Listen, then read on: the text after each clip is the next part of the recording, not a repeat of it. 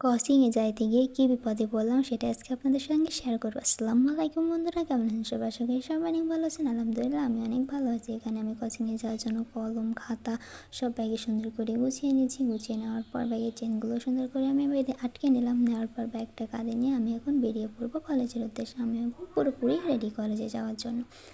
কলেজে যাওয়ার জন্য রেডি, ঘড়ি পরতে ভুলে গিয়েছিলাম। লাস্ট মোমেন্টে এসে ঘড়িটাও পরে নিলাম। ঘড়িটা পরে নেওয়া আমার শেষ। এবার এখানে একটু ঢং করে নিচ্ছি ক্যামেরার সামনে, যা হয় আর কি। এখানে ক্যামেরার সামনে একটু ঢং করে নিলাম। ঢং করে নেওয়ার পরে জুতোটা পরে নিলাম। জুতোটা পরে আমি বেরিয়ে পড়লাম আমার ক্রসিংয়ের উদ্দেশ্যে।